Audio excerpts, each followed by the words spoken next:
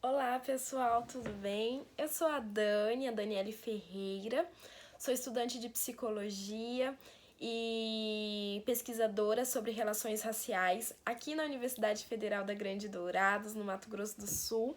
Eu gostaria desde já de agradecer e parabenizar a todos por esse belíssimo evento que está acontecendo, principalmente ao Arthur, que foi a pessoa que me achou aqui no Mato Grosso do Sul e me convidou para fazer essa fala. Então é simplesmente uma honra estar aqui falando com vocês que estão aí me ouvindo.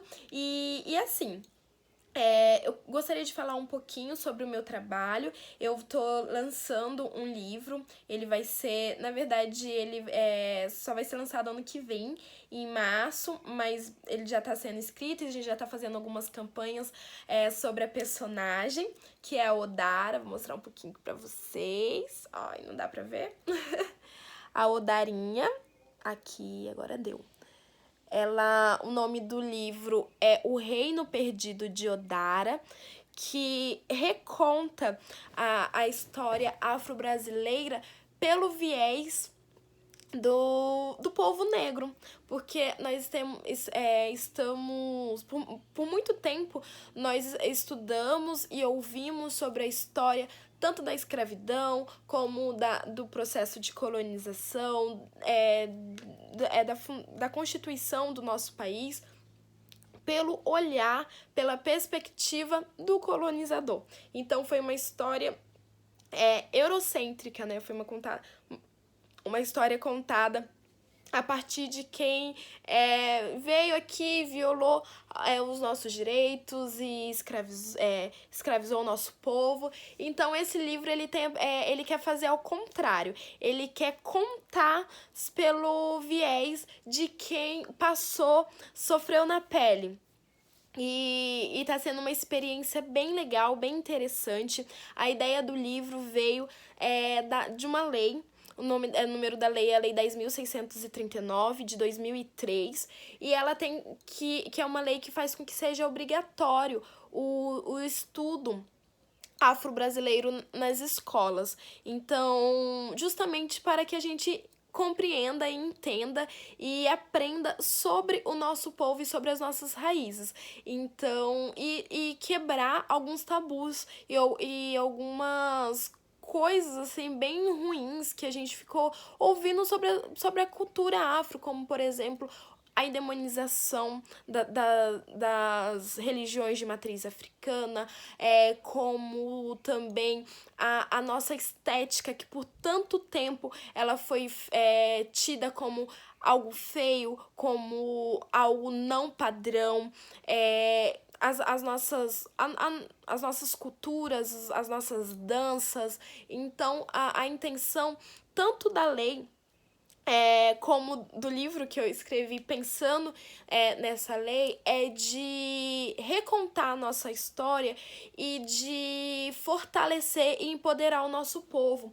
Porque o que acontece? A linguagem, a cultura é o que nos garante enquanto povo, enquanto história. E quando eu não conheço a minha história, quando eu não conheço a minha cultura, a gente acaba enfraquecendo, porque a gente não conhece.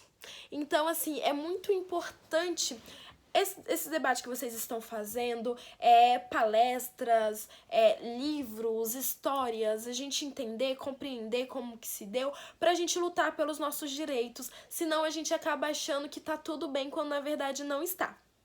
Então, e eu gostaria um pouquinho de contar sobre o meu processo pessoal e como isso levou a algo profissional. Então, hoje eu tenho uma instituição chamada Flor da Pele, Rede de Relações Institucionais e Saúde Mental, e só foi possível criar essa instituição, fazer o trabalho que eu faço hoje, quando eu me conheci de verdade, quando eu falo que eu me tornei negra.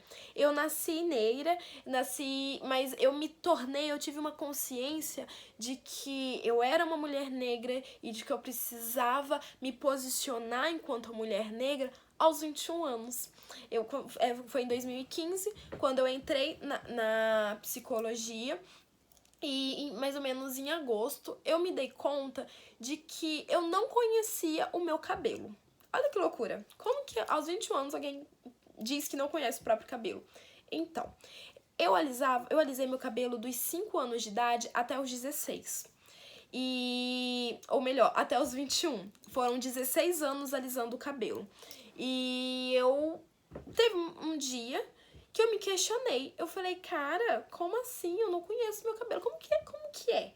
E aí eu percebi o quanto eu estava presa a uma estética, que é estética que considera bonito aquele cabelo liso, tudo mais, comprido.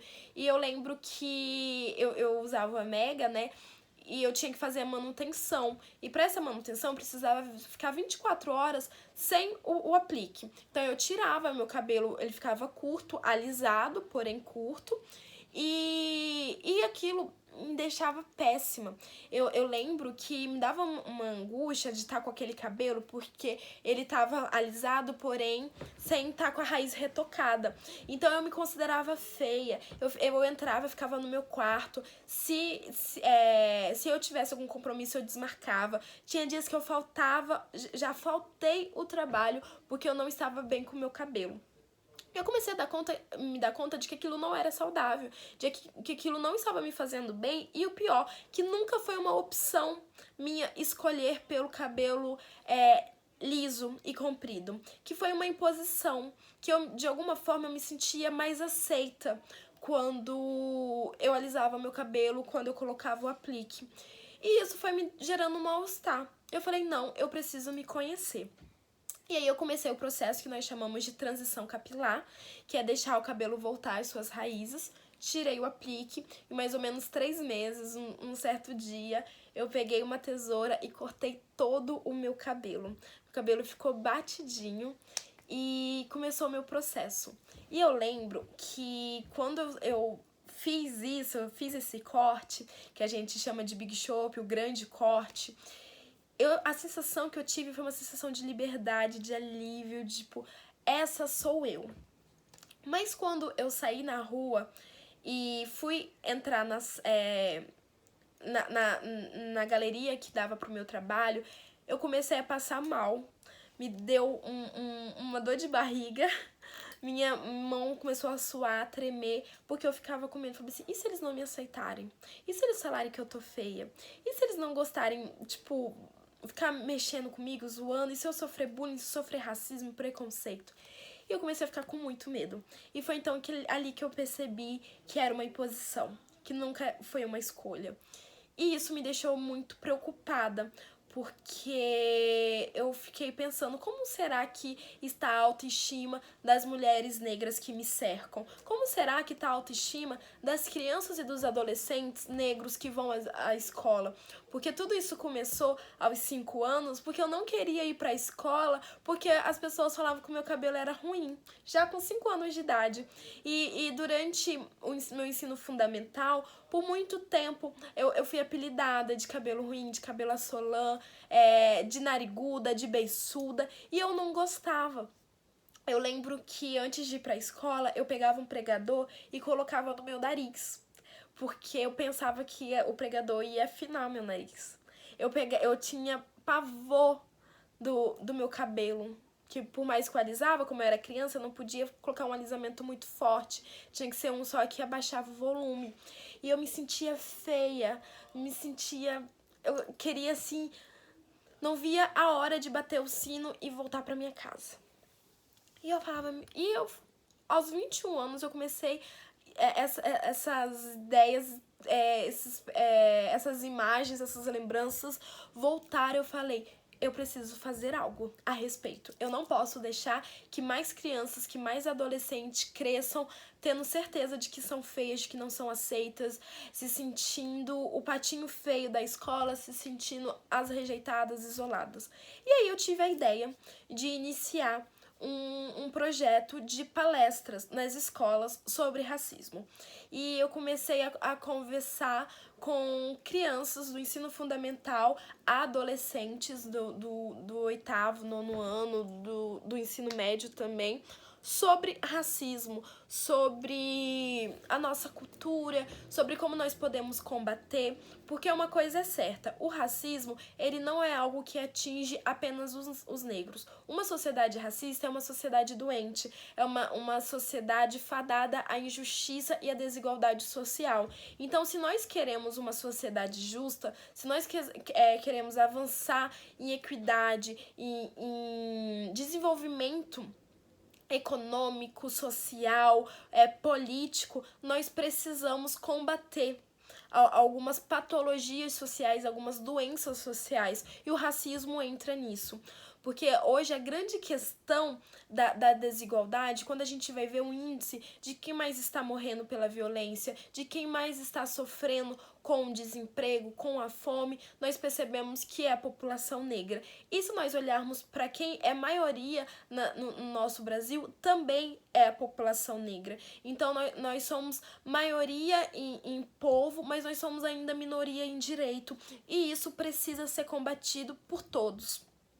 E a escola é um dos meios principais para esse combate, porque é na escola que nós temos consciência, é na escola que nós aprendemos as primeiras coisas ali das ciências, aprendemos os primeiros passos para ser cidadãos, para nos tornarmos pessoas conscientes da nossa condição de classe, da nossa condição de raça, da nossa condição de gênero. Então, é muito importante ter esse tipo de trabalho no meio escolar. Por conta disso, em 2003 foi sancionado a Lei 10.639, que faz com que seja obrigatório o ensino afro-brasileiro, porque o que aconteceu por tantos anos e acontece até hoje, a nossa história, ela é contada pelo viés do colonizador. E isso faz com que a gente não conheça a nossa história de fato. Isso faz com que a gente tenha medo das religiões de matriz africana. Isso faz com que a gente acredite que rap é ritmo de ladrão, que samba é ritmo de malandro, que, sabe, a gente fica colocando o nosso preconceito nessas coisas sem nem perceber que é preconceito. Então, a Lei 10.639, ela veio pra gente recontar a história afro-brasileira pelo viés de quem ajudou a construir o nosso país, que é o povo negro, que é o povo indígena, que já estava aqui antes do Brasil ser descoberto pelos europeus. Então, acho que o grande desafio que todos nós temos enquanto cidadãos é transformar o Brasil, o país, numa sociedade antirracista. Então, como que a gente faz isso? Primeiro, enquanto pessoas negras, o que eu tenho a dizer? Para nós negros, continuarmos resistindo, continuarmos nos empoderando. É importantíssimo que a população negra, ela entenda que ela precisa alçar sua voz e gritar pelos seus direitos. Nós só conseguimos os nossos direitos hoje, eu só estou conseguindo falar com vocês hoje, estamos conseguindo ter um evento como vocês estão tendo por conta da luta do movimento negro. Porque por muito tempo, homens e mulheres levantaram a sua voz e falaram: nós queremos os nossos direitos, nós exigimos os nossos direitos. Então, hoje o racismo ele ainda é muito presente na nossa sociedade. Nós vivemos um racismo que nós chamamos de racismo institucional, de um racismo estrutural, onde as instituições elas promovem atitudes racistas, atitudes preconceituosas. Isso faz com que as nossas instituições ainda sejam, as pessoas que estão em espaços de poder, em cargos de poder, ainda sejam majoritariamente brancas, faz com que muitas vezes não tenha negros na universidade. Estamos conseguindo aos poucos sim combater, estamos conseguindo aos poucos sim ocupar alguns lugares, mas ainda estamos caminhando em prol a essa igualdade, ainda não alcançamos essa igualdade. Então, o que eu tenho para dizer para vocês, negros e negras que estão me ouvindo, se empoderem, tenham orgulho da nossa história, tenham orgulho dos seus traços, dos seus cabelos. Eu acho que eu nunca me senti tão bem depois que eu entendi que o meu cabelo, que os meus traços são resistência, que é muito mais que estética, que é um ato político. Então, e para as pessoas brancas, o que eu tenho para dizer, junte-se a nós a essa luta. Então, às vezes, nós vamos ter que abrir mão de alguns privilégios, porque a desigualdade social, ela gera isso. Enquanto alguém está sendo violado, outros estão sendo privilegiados. E às vezes nós temos que abrir mão dos nossos privilégios. Então, junte-se a nós, porque o final disso vai ser uma sociedade mais justa e mais igualitária para todos, que eu acho que é o que todo mundo está querendo nesse momento. Então, vamos andar de mãos dadas. É possível construir uma sociedade mais justa, sim. E então é isso, vamos somar juntos, vamos continuar fazendo essas trocas. Muito, muito obrigada.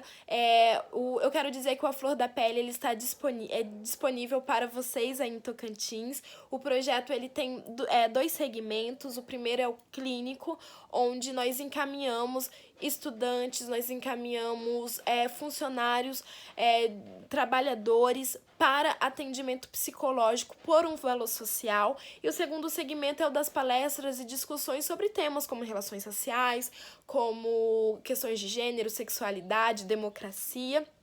Está de portas abertas, nós atendemos Mato Grosso do Sul, Rio de Janeiro, São Paulo. Começamos o nosso atendimento em Amapá, então caso Tocantins queira fazer alguma parceria, entre em contato conosco.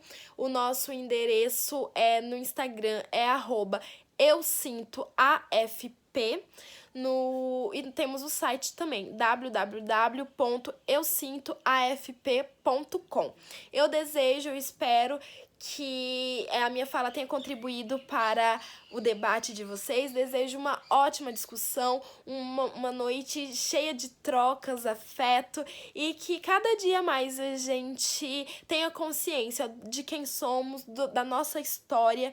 Então, é isso, pessoal. Muito obrigada. Lembre-se sempre que literatura afro-brasileira, que história afro trata-se de uma história de resistência, de luta, e que é preciso falar e se empoderar. Muito obrigada, até mais!